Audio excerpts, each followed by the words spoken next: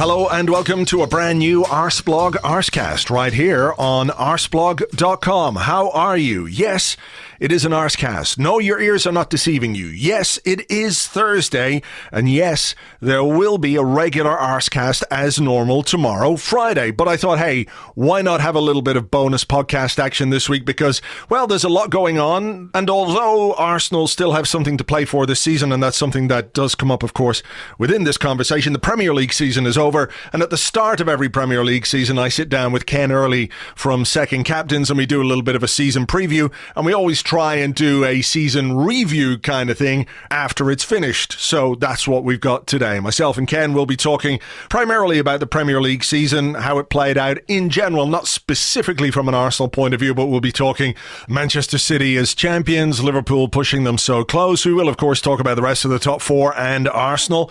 And we also talk about Henrikh Mkhitaryan because we recorded this yesterday, Wednesday, the day after it was announced that Henrik Mkhitaryan would not be travelling with the Arsenal squad to Baku for the Europa League final. As ever, plenty to get through. It's always entertaining with Ken. I hope you enjoy the show. That's as much talking as I'm going to do for this particular episode. There is no end bit, as there is on the regular Arsecast, a bit after the music, which many people don't realise, but there is always an end bit, but not on this particular episode because it's a special bonus episode, and those things are saved for the regular Arsecast, which you can get in your podcast feeds tomorrow as usual. But for now, enjoy this. This is myself and Ken Early.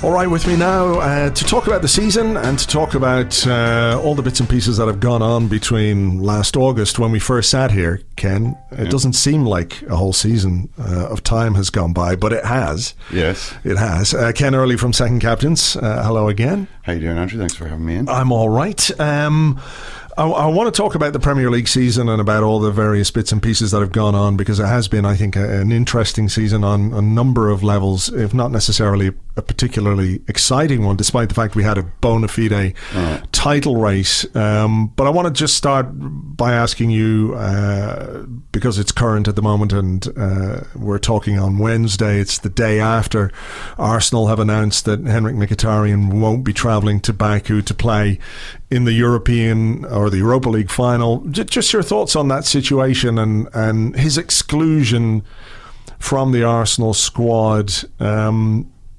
basically because of his ethnicity, his nationality. Obviously, the decision was down to him, but having spoken to a number of Arsenal fans who are of Armenian descent,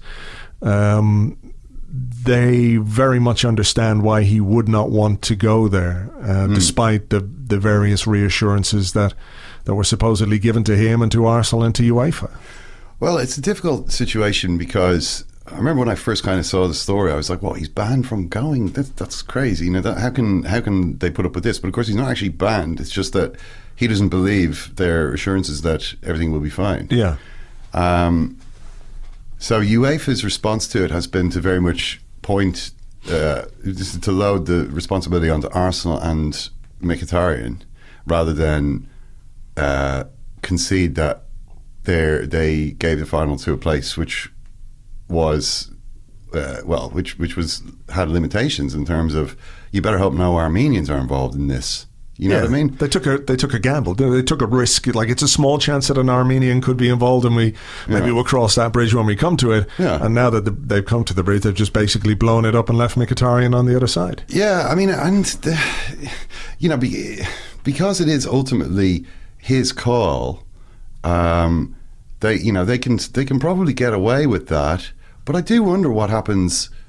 I mean, like it's obviously a completely unfair situation. It's unfair on him. It's unfair on Arsenal. He's one of their he's been good for them in the Europa League anyway. Mm-hmm. He scored one of the goals in the final a couple of years ago. Yeah, would he have been playing? Probably. And if they lose, are they? What's going to happen then? Is it not a case that they can say, well, look, this is a joke. We've lost this game. We were deprived of one of our best players by factors sort of beyond our control. What are you going to do about that? I mean, there's also the question of Arsenal's own response. Should they play a game when one of their players doesn't feel as though they're safe to do it? It's kind of, there was, I mean, we were talking about the other day on our pod about the Chelsea game against Hapoel Tel Aviv in 2001, which was soon after the September 11th attacks. Chelsea were drawn in the UEFA Cup away to Hapoel Tel Aviv. Well, obviously they had two-legged tie. They ended up losing the tie, but in the away game, 6 of the Chelsea players decided they didn't feel safe enough to travel. There was like Good Johnson, Petit, Ferrer. I can't remember the 6 of their. Lissot was one of them. 6 of the sort of top Chelsea players were like, we just don't feel. Chelsea went and played the game, lost the game, ultimately lost the tie. There weren't any repercussions for UEFA. That's a slightly different situation, though, in terms of, you can't. Chelsea got drawn against Hapoel Tel Aviv. This was kind of. It wasn't as though every team. What I mean to say is UEFA decided to give the final to a place where it was going to be a problem if a certain thing happened in a certain set of circumstances. Yeah, it's clearly something they didn't take into account. So they should have taken that into account. I think Koscielny was saying this on BBC, saying like, you can't give the final to places if everybody can't go there. Yeah, and so this is clearly a mistake that they've made. But now it seems to me as though they'll probably kind of get away with it. I don't know. I mean, with Arsenal, it's obviously a big dilemma because on the one hand, you want to show solidarity with your player and, preserve the whole ethos of the team and all that. Yeah. I mean, this is not very US Marine Corps of Arsenal to sort of say, well, this is unfortunate, but let's go play the game. One man left behind. Exactly. Yeah. So, I think that's kind of it's not a great situation for Arsenal to be in. Obviously it's a terrible situation for Arsenal, but it's not a good thing for them to have done either. Yeah, but if they had said, look, we're not doing this, what would have happened then? I mean, do they just award the cup to Chelsea? I would say so, yeah. Yeah, and then Arsenal don't get to play in the Champions League. But then, is that where that ends? I don't think it would end as neatly as that. I mean, Arsenal would clearly then have a case against UEFA. They could sue UEFA. It's like, this is a joke. How do you expect us to play under these circumstances? Yeah. And then it would be down to the argument of whether or not because you would say, well, look, it's this guy's choice. We've got all the assurances from all the top brass in Azerbaijan. They've all said, hey, was the ambassador of Azerbaijan to the UK was like, hey, you're here as an athlete. We're not here to play political games. You know what I mean? And gave this kind of... Yeah, but did you see what he said? He said, he'll be fine as long as he doesn't play the issue, as well. As long as he doesn't rub his Armenianness in our faces, he'll be fine. So yeah, it's a crazy situation, isn't it, for UEFA to have come up with, and of course there are fans as well, leaving aside the genuine difficulties fans of Arsenal and Chelsea are having of even getting to Baku. Yeah.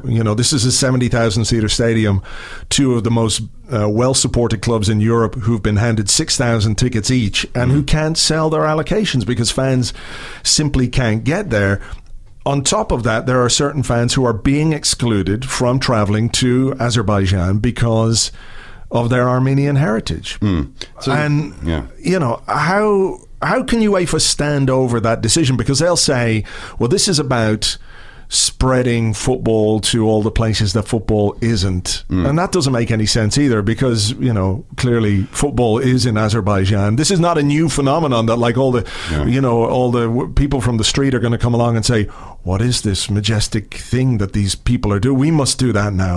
Everyone plays football anyway. The idea that you're spreading the game of football around the world makes no sense. Well, there is a case for it in the sense of all of these UEFA member nations, it would be nice if lots of them are countries. I mean, like Ireland, we had a Europa League final in 2011. We're not going to have, it's unlikely we're going to have an Irish team playing at that level. How else do the football people of Ireland get to see top class European football other than, being thrown the odd bone in the form of a final? Turn your TV on. Yeah, you know, I mean, I know. I think there is a certain case for it, but then that has to be counterbalanced. I mean, this is now, although UEFA are pointing and shifting the responsibility onto Arsenal, it's still massively embarrassing for them. The final is going to be a shambles. There's going to be loads of empty seats. I mean, maybe they'll be able to pack it out. Actually, I was at the Europa League final in Dublin. There was loads of empty seats.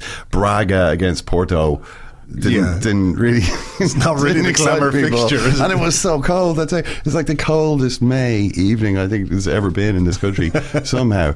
But I mean, surely UEFA must look at this and go, well, you know, just to avoid the embarrassment and the shambles that we've brought upon ourselves, surely we need to change our approach to these things. It's something that needs to be considered. Maybe it needs to happen first in order for them to make sure it doesn't happen again. You know what I mean? Yeah. I mean, I don't know. It's a real dilemma. Like, I mean, I would have liked to see what would happen if Arsenal said we're not accepting this. Yeah, I kind of would too. There's a part of me that would have liked to have seen it. I mean, obviously, I want us to go there and win the trophy and get into the Champions League. There's too much at stake not to play the game. But as a matter of principle, you know, if one of your players is being excluded for reasons that are basically wrong and unfair on every level, however way you want to look at it, you know, there is that case. I would have been curious to see, but you know, I looked at the UEFA regulations, and there's a fine, and you forfeit some of your prize money, and then you are subject to any further disciplinary measures that the UEFA committee decides. I'd love to see UEFA, you know, meting out the disciplinary measures to Arsenal for this. You know what I mean? It would be like, yeah, well, what are you going to do? What are you actually going to do to us now? You're going to punish us because we refuse to go along with this nonsensical situation. I mean, that would... It would be fun to see, you know. It's just some allies at last for Manchester City supporters in the an Arsenal Man City anti-UEFA alliance. Yeah. But I think a lot of people would be looking at that saying, this is clearly a complete joke. You know. Do you think it would be a different situation or something people took a bit more seriously if it wasn't Henrikh Mkhitaryan, who's like the best player in Armenia, but not necessarily what you would consider a massive world star? Like, if this kind of situation were applicable to a more important player for Arsenal, for example, an Aubameyang or a Lacazette, obviously by extension it would include a couple of others in the squad as well because of that, but it feels like it's sort of, well, you know, Mkhitaryan, and I'm not his biggest fan by any means. I think he's a bit lightweight, and he's, you know, on his good day he's quite good, but more often than not he's pretty average. And I've seen plenty of Arsenal fans say, "Yeah, fuck, it doesn't matter. It's only Mkhitaryan." Yeah, but you know, it's not about Mkhitaryan. It's the integrity of the team. That's really what it is. Well, the integrity of the sport and how these decisions are made. Yeah, I mean, if it was. You know, if you're kind of saying if it was Messi they couldn't go to the game, then, you know, I mean, I think it has been a pretty big story, but it is the case. It is difficult to know what to do. Like, if ultimately Arsenal aren't prepared to sort of stand along with him, like, it would be a huge sacrifice for them to make. You know, they're missing the chance of qualifying for the Champions League, which is like crucial for them at this point if they want to make any progress over the summer. They're missing that chance and risking further sanction, but they would be defending the integrity of their team in the sense that they'd be saying, well, you know, we all of us go or none of us go. And I mean, I don't know, like, it's a difficult, because Arsenal haven't been prepared to take that step. We don't get to see how that would play out. Arsenal kind of have ultimately accepted or gone along with this situation. You know, they've said, okay, you know, we're not happy about this, but we will do it for Mickey. Well, yeah, I mean, maybe if we look at it like that, you know, it will be, his name will be on the cup. His name will be on their lips as they lift the cup. Absolutely. I just hope they don't lose the game, because then they're going to feel really bad. Well, of course. I mean, what standing on the pitch in Baku in a half-empty stadium, watching Chelsea cavorting with the Europa League, knowing that it was all for nothing, and then, you know, Yeah. I don't know. No, yeah. There are certain things about that game next week that do fill me with a measure of dread. Obviously, losing is one of them. Olivier Giroud scoring the winner is another one. But that's a different thing. We'll see. But look, maybe it will force UEFA to have a rethink about how they come to these decisions. The question is, we all look at UEFA and we look at European football, we look at world football, we look at some of the decisions that have been made over the last number of years, and I think we're all a little bit cynical about why those decisions were made in the first place. Yeah. That you don't have to be slapped in the face with a situation like this one to know that it's probably the wrong decision to hold a final in a city which can't cope with all the people coming because the transport links, the infrastructure is not there to bring all the people who want to go to the game, and then you have this political situation which people say sport and politics shouldn't mix, but they do. They have to. It's real life. Politics has infiltrated everything. There's no separation between anything in politics. I mean, not that there ever really was, but it's really explicit now. There's no way to escape those links. You can't ignore that stuff anymore. No. All right, we'll see what happens there. Let's talk Premier League, and Manchester City are the champions, pushed very close by Liverpool. And I think when you step back and look at the way the season has played out, and you look at what Manchester City have done, and you look at how Manchester City have done what they've done, which I'm sure we'll touch on. Don't think too many Man City fans listen to this podcast, so we're all right. What Liverpool did to push them that close was really very impressive. City should be down on their knees thanking Liverpool for doing that, because over the last week or so, since City won the league, there's just been this series of bad PR things happening for Man City. I mean, they won the league, that was great.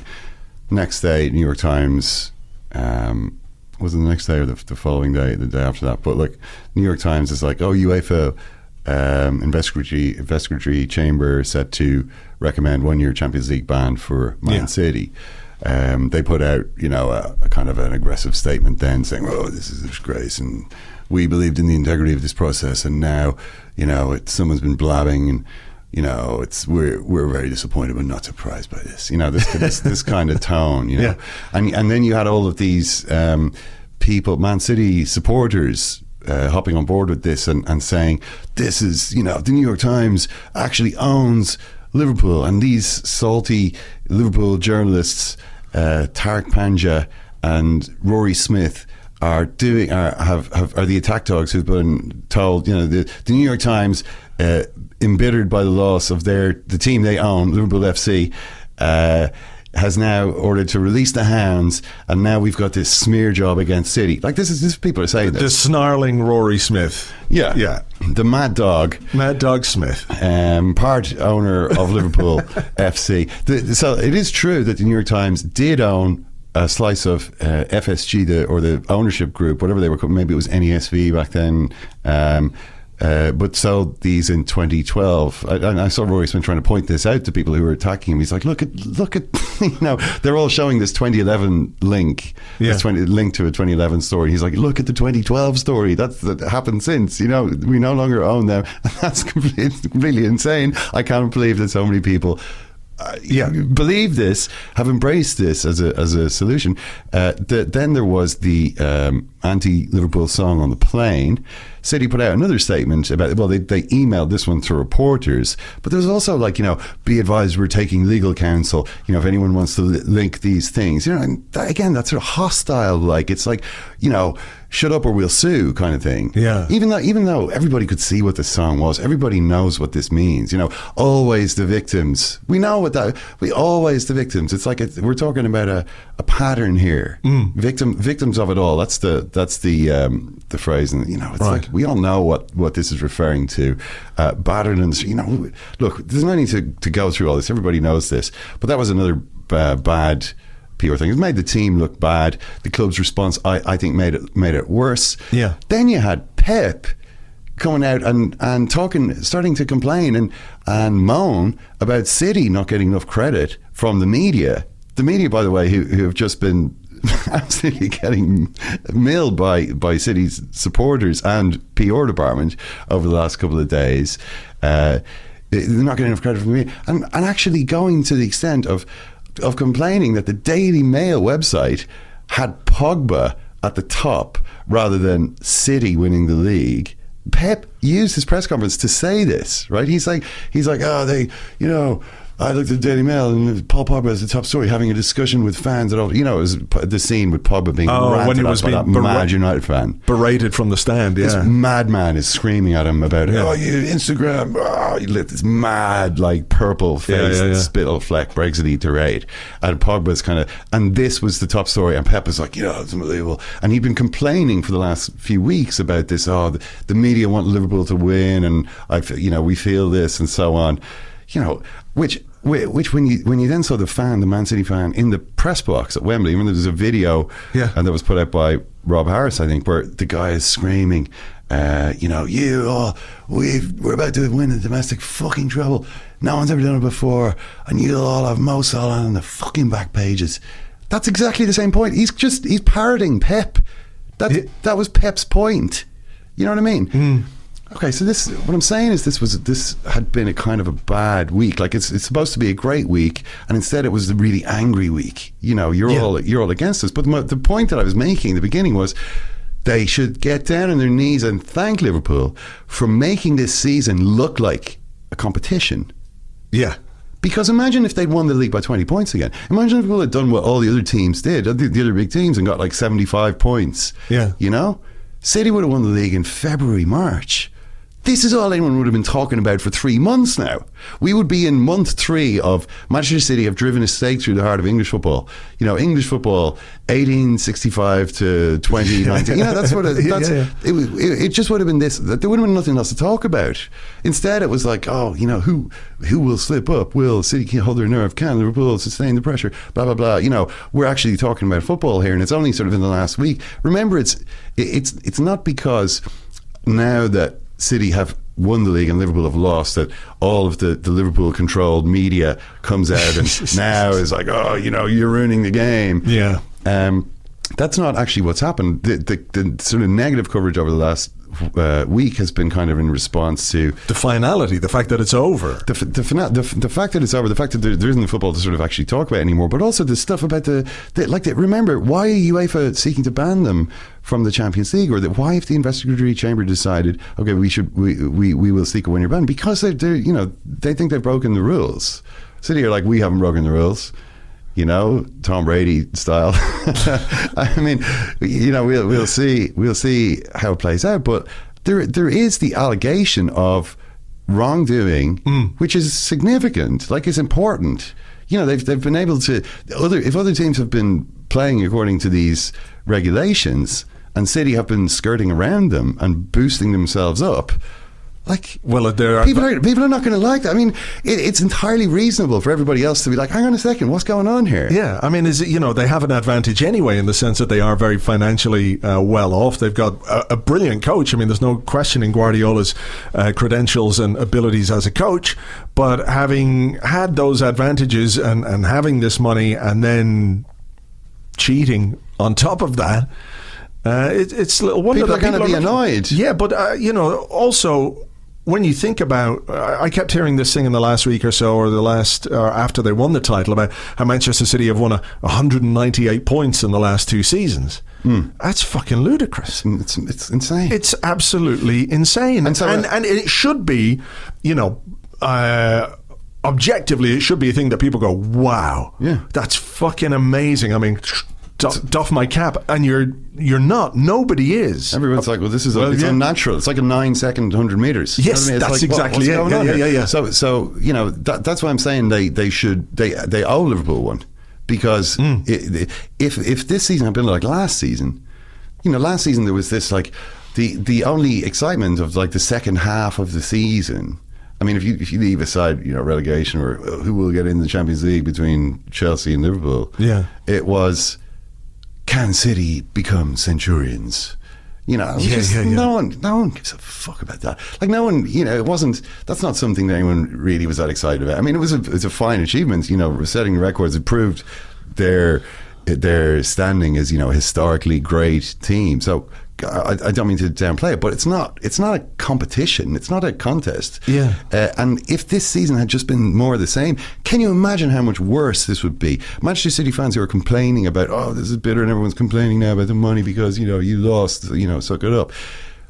Just, you know, thank the Lord that it was 1 point. Yeah. If it had been 20 again, like, this would be far, far worse than it is now. Yeah, I mean, it's quite funny because a lot of people, you know, tribalism and fan rivalry exists, and there's probably a lot more rivalry between the fans of most clubs and Liverpool than there is with those clubs in Manchester City, because, you know, for years Manchester City were sort of like, they're the good side of Manchester because everybody hated Manchester United. So there was this sort of soft spot in a way for Man City, which now has become a blank spot or a blind spot, because if they win the title, everyone goes, well, yeah, what can we do? What can we do? But also, I don't give a fuck because it feels artificial to me. Whereas I know a lot of people were saying, well, if Liverpool win it, that's worse because I've got loads of Liverpool supporting mates. They're going to rub it in. There's going to be all that.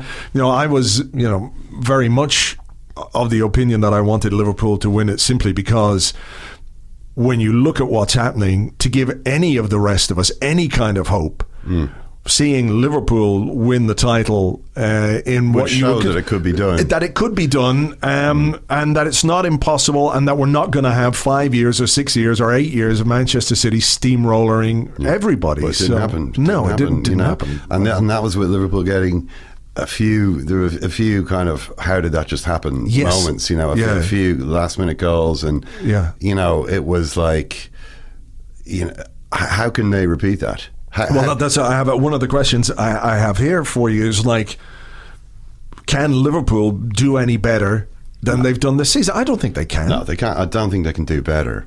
So how does the Premier League become competitive again? Well, is the onus on the likes of Arsenal and United and Chelsea and Tottenham to be better and to take points off Manchester City? Is that literally the only way it can happen? Everybody has to do that, you know, because it is kind of incredible when you look at it, how, you know, just what a high percentage of the game. Did they win 33 out of 38? Like City? They won 33 out of 38. Is that correct, or is it 32? I'll check. No, it must have been 32. 32 wins and 1 draw equals... No, 32 wins, 2 draws and 4 defeats. That's it, for 98 points. So, I mean, 32 out of 38 wins, like, that's just... Oh, my God, how do you... Well, you know, Liverpool 30, and then the rest of the top 6. Chelsea were 21, Spurs 23, Arsenal 21, Manchester United 19. Yeah. Now... What strikes me about City is, like, if you compare the seasons that they had, the City and Liverpool, the Liverpool games were a lot more exciting. There was a lot more drama in these matches, because it seems to me as though they don't have the same effect on the opposition that City have, in terms of, it's almost like a chloroform type of, you know, sleep now.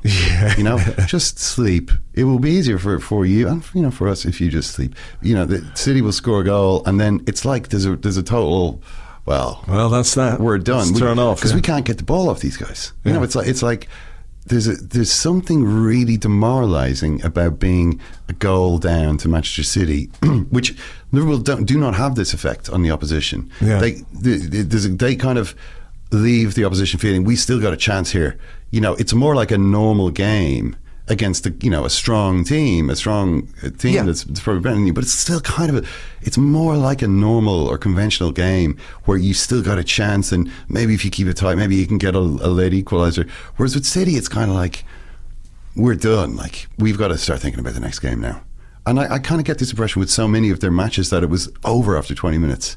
Which is has to do, I think, with the style of play, like, which is very much about monopolising the ball, like, not giving the opposing team a sniff. Like, they don't have any oxygen. Like, they just slowly, they just sort of pass out. Like a footballing python in some ways. They just curl themselves around you and squeeze. Then it's like, you just, this sort of, you're complicit in your own demise, and the extent it's like, we don't even really keep trying anymore. You know, we don't have a chance. There's no point.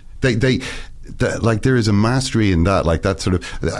It obviously, the team that you're kind of reminded of a bit is Spain. You know, one of the best examples of this type of game I've ever seen was when Spain beat Russia 3-0 in I think it was 3-0 in this Euro 2008 semis. And remember, this is at a time when this type of football was quite new. Like Spain kind of became even more extreme, like in 2010 in the way they played. But like a team that monopolizes the ball. I remember Russia had been this great energetic team. I mean, super, hyper energetic. And Arshavin was lightning. Arshavin was amazing, and they'd ripped Holland to pieces. Holland had an amazing group stage, smashed France and Italy, then got overrun by Russia, and it was all Russia against Spain. This is quite interesting. Now Spain had beaten Russia 4-1 in the group, but it was like, Russia, they've got Arshavin now. They're much better, and it was like.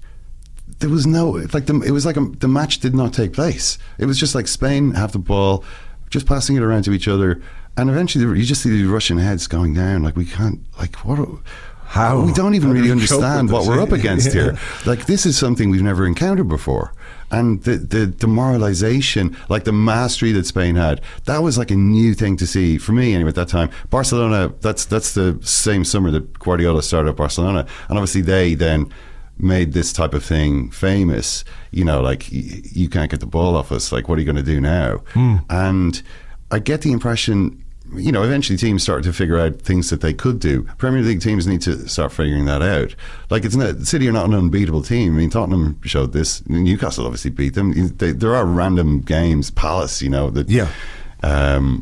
the Palace game had like a miracle goal in it. Maybe it does take something like that, but it also you have to kind of keep competing. And it seemed to me a lot of the teams in the Premier League were intimidated by City to the level where they were like, all right, we weren't expected to get any points out of this game. We're not going to, so let's go. Isn't it somewhat ironic that a potential Champions League ban could only serve to make Manchester City more dominant domestically? What is it, 114 points they can get? That would be just a 38 game. I don't know what they'd come up with after like Centurions and Formidables. For like just whatever, 111. Maybe they get 111 points. They can be the fucking Bilbo Baggins champions. Oh yeah. No, it's like, I mean, that could happen. I mean, that is what would happen unless if it was to be the case that Pep would be like, I'm out. I mean, I think the situation with Pep is interesting because you saw what happened after the FA Cup final. What did you make of that? Because I thought it was like, if someone sits there and not accuses you, but asks you if you've taken illicit payments. If you haven't taken illicit payments, then I think you've got every right to be unhappy about that. But I feel sometimes with Pep that there is a measure of, I won't say theatrics because it's not really flamboyant enough to be theatrics, but a sort of a manufactured persona in that I'm sure they've had conversations behind the scenes at Manchester City about how to react if you're asked about the financial situation of the club or any potential benefit to you. Even the Raheem Sterling thing after the final, and he's there and he's like super intense and he's at Sterling. It's like, hang on a second. You can't on the one hand complain to this journalist that he's asked you a difficult question after you've completed a treble when you, straight after completing a treble, you're not fucking happy. You're laying into fucking one of your players because he just made sure that the ball went over the line. Is that what it was? Have they mentioned that? Because I was wondering if that was what he was. I just looked it up, and basically, hang on, this is from 2 days ago. It's from a website I don't really know, but apparently Sterling said, he just said, I shouldn't have tried to steal that first goal. Oh, okay, yeah, well, stealing a goal, yeah. I mean, Sterling also said after the game that he's just fining us the whole time. He brought in fines. We're being fined for all the little mistakes we make. But we're being fined for on-pitch mistakes. No, fined for stuff to do with the training. Like it just struck me as funny that Sterling, after in his on-field like BT Sport interview, when asked, what is the secret of, Pep's incredible success, was like, well, fines was one of the first things that came to his mind. Like, he's really ramped up the findings this season, So, I mean, that was kind of, but like, okay, the question was put to him, and his response was angry. Now, I thought his response was perfectly consistent with somebody who was totally innocent of what's being implied by the question. It's perfectly consistent with that. It's also consistent with somebody who, who had done what the question was asking him. The reason the question is legitimate, I think, is that Rob Harris, who was the journalist who asked it, was saying, I've asked this to City, they won't answer me. Where else? You might say this isn't the time and place, but where exactly is? There is no way. I mean, you don't get to ask that question in a sit-down one-on-one with Pep Guardiola. You don't get to ask that question because it's off the table before you start. Or if you do ask it, then you're out. Interview's over, and they'll probably, take the film out of your camera, metaphorically speaking. As to the question of whether such a question should even be put to Guardiola, if it's insulting to do that. Well, the thing is that the basis of the question is, this happened with your predecessor, with one of your predecessors, one Roberto Mancini. Has something similar happened with you? Do you have a similar arrangement with the club? Like it could be a case of, how dare he say that? How dare he say this? There's nothing to link Guardiola with this, apart from the fact that he works for City, and this is their apparently happened before. Therefore, it's for that reason it's a legitimate question. Guardiola didn't deny it, and he continues not to deny it. Well, look,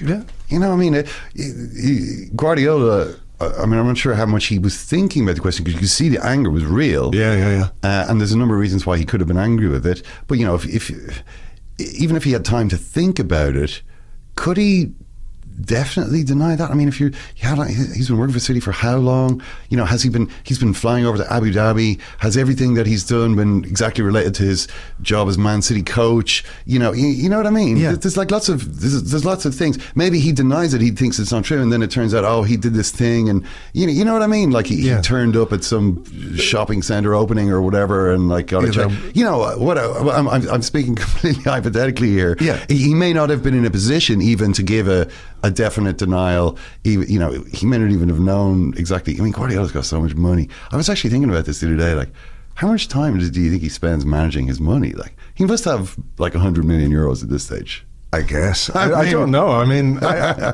he was obviously rich from playing football. Then he was managing Barcelona. Big pay, big bonuses. Managed Bayern was at like 15 million euros a year. City, it's like closer to 20 million euros a year. I mean, the guy, like, plus bonuses. Yeah, so how much time? If you had 100 million, like, how much time would you spend managing your portfolio? He clearly doesn't spend any time managing his money, because he's sitting upstairs watching videos and drawing little diagrams of how his right wing back can expose Brighton's inside forward. Yes, It is a weird thing. I mean, he said, didn't he? After that, when he was asked about the finances, the owners tell me everything is he did he was Pontius Pilate. I believe them. The only thing is, I accept their assurance. Pretty much nobody else in the world of football believes them when they say it's all above board. Well, it's just that these football leaks emails and so on, which they, it's a clear and organised attempt to damage the reputation of the club. Was that their boilerplate that they kept putting out? But again, they weren't saying these documents are made up. No. You know what I mean? They were saying, these are hacked documents, which... So there was a difference between what they'd been saying in public and what these documents seem to suggest was going on. So when those sorts of things happen, that's what undermines the credibility. That's why Pep ends up getting asked a question like that. Yeah. You can say, this is appalling. How dare the journalists spoil such a great moment by this? But like, that's this is the cost of doing business in the way these leaks suggest it's been done.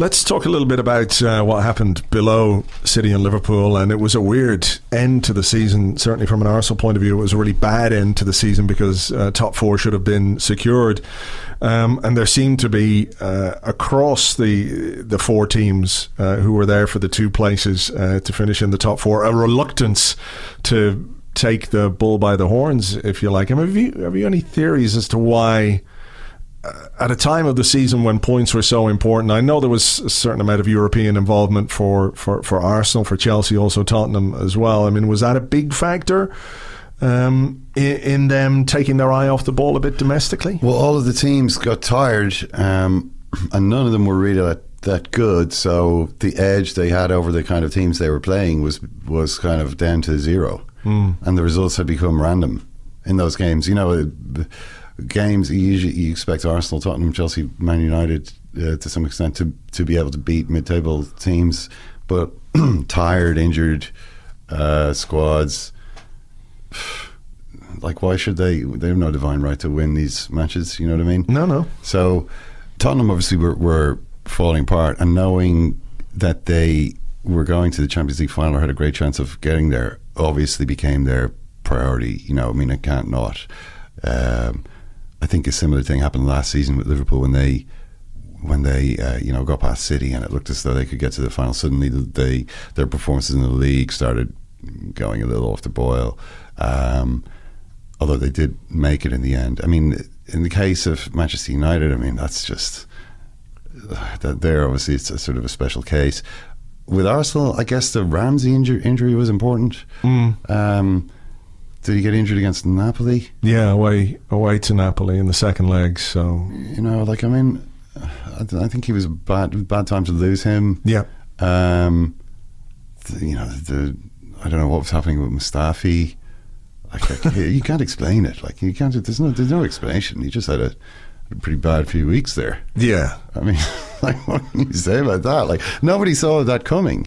Like, Arsenal were the team that looked most likely to finish third at one point. Yeah. And then just, yeah. I mean, if it could be explained, like, there is no explanation. Yeah, I suppose. What's your theory? My theory is that we fucked up the Crystal Palace game by picking a weak team, and then it was going all right. It was 1-1, and then Mustafi did that crazy thing where he just stopped and let Zaha in, and then they scored again, and that was 3-1. And then in order to make up for that, he had to go to Wolves and play a way that I don't think he wanted to play against Wolves, but he needed 3 points, and we lost that game, and then the Leicester game. So I think it was a slight kick on from that. I mean, look, it's been a long season, but being where we were with 5 or 6 games to play against some of the teams that you on paper would say Arsenal should do better against, I think it was 4 points from 18, you know, in the end, and maybe 7 points from 21 in the end, you know, with the win over Burnley on the final day, which was irrelevant. But you know, I think that was a really disheartening part of the season, actually, because, you know, Emery's been up and down, and there've been some really good things about the season, some dodgy things about the season. Defensively, obviously not great. Over the course of the season, the 2 strikers have become very, very important, and we're leaning on them a great deal. But it sort of colours my view of what he's done this season, as much as I try and step back and look at it objectively. When you talk about expectations at the start of the season, that's fine, but when you're 5 or 6 games from the end and you're in a great position and you fuck it up, basically, you know, it has to have an impact. But clearly he can make a real genuine success of his first season at Arsenal by winning the Europa League. It's you know, it's his special power. His special power. That's what it is. It was interesting, actually. The managing director and the head of football, Raul Sanllehi, did an interview on the official website this week, and the Sanllehi actually spoke about how that was a factor in their recruitment of Emery. The fact that he wins the Europa League. Yeah, he's the Europa League. He says he wins finals, he wins the Europa League, let's hope he can do it again. And he said that was part of our thinking when they hired him. Yeah, well, you know, I mean, ideally you want that to translate into the Champions League. To be honest, I don't see any reason why it shouldn't. You know, he just happens to be managing teams that were mainly in the Europa League. You know, it's not as though it doesn't work in the more important European competition. What I would like to hear Sanllehi, though, talk a bit more about how certain other things have happened at Arsenal since he's been there, which I would have imagined his role was to make sure it didn't happen. Such as? Well, monumental fuck-ups like letting Aaron Ramsey leave on a free transfer and signing Mesut Ozil up to a contract which is now almost a Sanchez level disaster. That was basically before him. The Ozil contract was before him. And I thought that was January 2018. Yeah, he just came he came at the end of January, the end of February. Oh, okay. Yeah, so he was sort of, everyone knew he was coming, but basically that was a Wenger / Gazidis. I thought Wenger was against it. He was against the level of salary. He wasn't necessarily against the extension, but he was definitely against the level of salary. But yeah, I mean, that's a situation that I think they're going to deal with. Like, do you think they're going to just have to pay him off? I think that's what's going to happen. Yeah. Because they again, in this interview, they talked about the wage bill and how they need to use the wage bill more efficiently. 350,000 a week off the wage bill on top of losing Czech's wages, Ramsey's wages, Welbeck's wages, and when they move on, Mustafi, for example, and Jenkinson, a couple of people like that. Yeah. It's a big saving off the wage bill. I mean, it has been, since he signed that contract, pretty much a disaster. Yeah.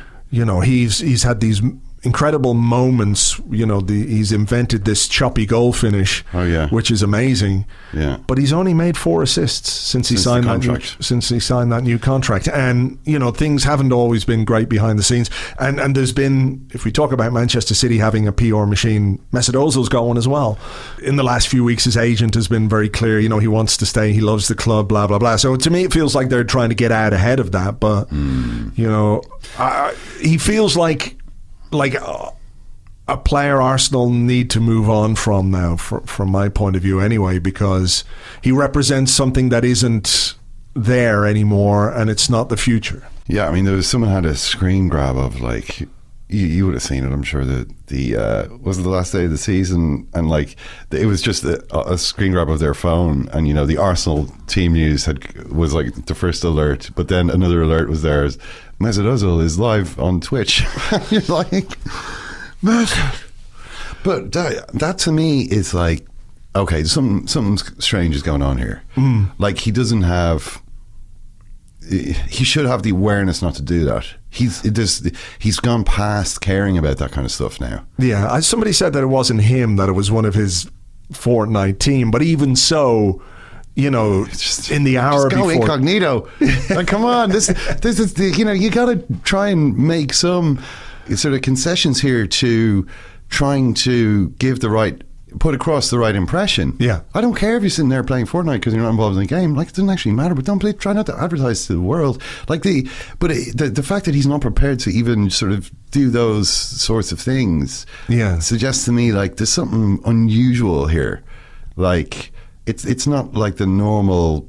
I don't know what is going on with him, but it doesn't look to me like he's going to really ever recapture this fire. I mean, Mesut Ozil has been a great player. Yeah, he's won a lot of stuff. He's played in great teams. He hasn't. Well, he's won a few things with Arsenal as well, to be fair. But I don't know. You can't have a player earning that much money and contributing that little. It ruins the club, because the good players are like, well, why is he getting paid more than me? I should be paid more than him. I'm obviously doing way more.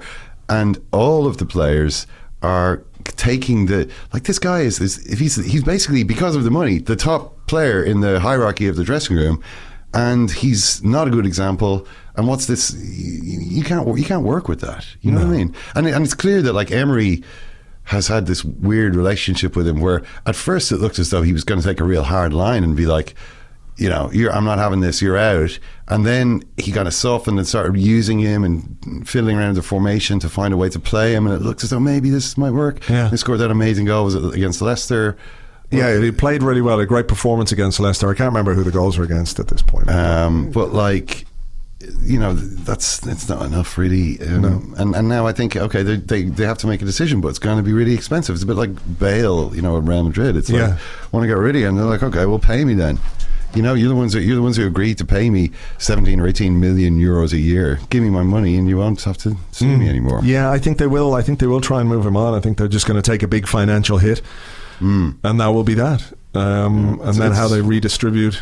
It's the best thing to do, I think, at this point, because it's just, you have to take into account the effect that has on all the other players and on the team, and it would just be better to make a clean break and hopefully not make another mistake quite as catastrophic as that in the next couple of years. Yeah, well, we'll see who they get to bring in this summer. There's a new technical director coming in. They got rid of their head of recruitment, which is not ideal going into a transfer window. Did he not leave because his nose was out of joint? Sort of, but he was, the story was he was promised the role of technical director by Ivan Gazidis. Of course, Ivan Gazidis fucked off to Milan as quickly as he could, which to me doesn't really augur well for what's coming. But hey, not that I'm a fan of Ivan Gazidis. I'm quite happy never to have to listen to him ever again. But yeah, it's not as healthy or as efficient behind the scenes as you would like going into a big summer, because I think Arsenal really do need a big summer, don't they, in terms of squad rebuilding? How are they going to do it? I don't know. If they don't win that Europa League final, then what's the budget is somewhere in the region of £40 million. So what can you get with that? Like, you couldn't buy Aaron Wan-Bissaka for 40 million? Probably not. No. I'm not suggesting he would be he's the missing. Well, you couldn't get Wilfred Zaha probably for 40 million. No, well, no way. I mean, no way could you get Zaha. So this is nuts. Like, it's actually insane how much. Say an example would be Sane. How much did Sane cost Man City? Like 30 million or something like that. That's only a couple of years ago.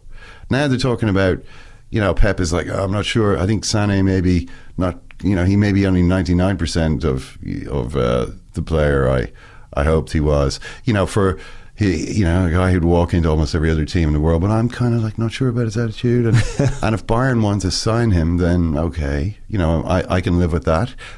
But he'll cost like 100 million euros. It's like, how does that make any form of sense? Yeah. I mean, he's a really good player. He's brilliant, one of the best in the world in his position.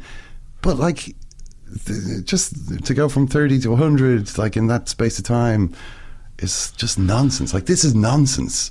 It's PSG who have done this, and with the City in a previous era. PSG with the Neymar, it's crazy. Like, it's just everyone's fees have sort of doubled. It's like, but hey, who can really afford to take risks of that size now? You'd want to be like on Sane. Who could pay 100 million for Sane? But apparently they won't let him move for less. So okay, I guess he'll probably still be at Man City next season. Probably. I mean, that's the weird thing, is that a lot of people say Arsenal should buy maybe some young and upcoming talent in the Premier League, but that's expensive. Yeah. Well, they're really expensive. Well, particularly if they're English. Yeah. Because they have this English premium and this Premier League premium that comes with it. So it is going to be there's going to be a hell of a summer. Have you got any plans for the summer? Any downtime? Are you just taking some time off football? There isn't a great deal going on, is there? There's the Nations League, of course, which I don't want to downplay the importance of that. I've almost forgotten about the Nations League. Well, I'm glad to have reminded you. You wouldn't want to miss it. Yeah. Here's England, Holland, Portugal, and Switzerland. No idea. I genuinely have no idea. Yeah. Well, I mean, I hope England. The Champions League final, I suppose, is next week. Yes. Should be interesting. There's some alliances there.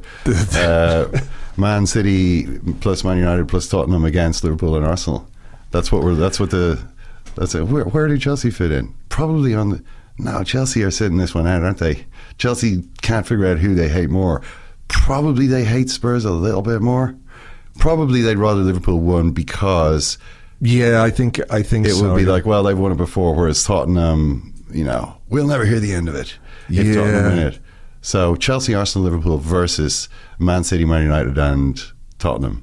That's the All English Champions League. It's sort of a tradition where I meet my brother who's a Liverpool fan, and we go watch the Champions League final with a few of the lads. Yeah, I'm I don't know if I want to watch it this year because the potential outcome. There's a big chance. There is a big chance. There is Klopp. I mean, I'm banking on the law of averages. This is on Liverpool's side, and Jurgen Klopp side. He has to win a fucking final at some point. Who loses 3 Champions League finals? Who loses 3? I don't know if anyone's done it before. Has anyone lost 3? There must have maybe some Juventus manager. They've lost as many more finals than anyone else. But like. This weird holiday that they've had before the game, I think really plays it into Tottenham's hands. Can Liverpool sign Gareth Bale before the game? He's cup tied, I think. Shit. But like Tottenham were obviously completely falling apart. Like, you've never seen a team so exhausted and so close to collapse. Have just been given this this time to recharge and get back to some kind of baseline state. Whereas Liverpool, who were in great rhythm, winning a bunch of matches in a row, had this brilliant win against Barcelona, have had loads of time for that to completely dissipate, for the rhythm to desert them. Yeah. I mean, do you think losing the Premier League will redouble their efforts in terms of the Champions League, or does that even come into it? Because when you're in a Champions League final, you just want to win a Champions League final. Well, there's different ways to look at it. Like, on one level, I'd say Liverpool probably feel like they deserve to win, because look at the season we've put up. Yeah. We deserve it. This kind of and some sportsmen have this type of psychology. Like the reason why Johnny Wilkinson would go out and like obsessively kick 1,500 balls over the bar, and he wouldn't. And if you made a mistake on number 753, he'd go back to zero and do it all again. It was because when he was standing out there on the field at Twickers, and he waiting to kick the ball over the bar, he wanted to feel like he deserved for that ball to go over the bar. He wanted to know like he put in the work, suffered, worn his joints, down to the bone, and that worked for him, this sense of I deserve it, therefore I'm going to win. But you can also have the other way of like, Jesus, lads, imagine we made a ball to this. Jesus, imagine we managed to, oh my God, everyone would laugh at us forever. The greatest team that never was. The hero 97-point team that lost 2 Champions League finals in a row. Like, it's almost unthinkable, but that doesn't mean it's impossible. No, from Liverpool's point of view. Whereas Tottenham, just the run has been so sensational. The way they've done it, like it doesn't matter what's happened, they've found a way to come through it. That's like they should have been knocked out. Like, they were dead in the group stage. They were gone. Like, you probably could have got 10 to 1 of them getting out of the group, and they did. And then they managed to knock out City, like, amazingly, with like missing half their team. They knock out Ajax, missing Son and Kane. Like, I don't think that they're going, this is a destiny. Like, destiny is on our side. We march on towards glory. That's what we're looking at. This is a dark time for you. It really is. Yeah. I'm not sure I have any more words to discuss. They haven't won it yet, but I think there's a real good chance that both you and your brother are going to be pretty unhappy on the evening of Saturday week. All right. Well, I do hope you're wrong. I hope you're wrong. Yeah. But thank you as ever for coming in. It's always great fun, entertaining chat. Ken, thanks a million. Thanks for having me.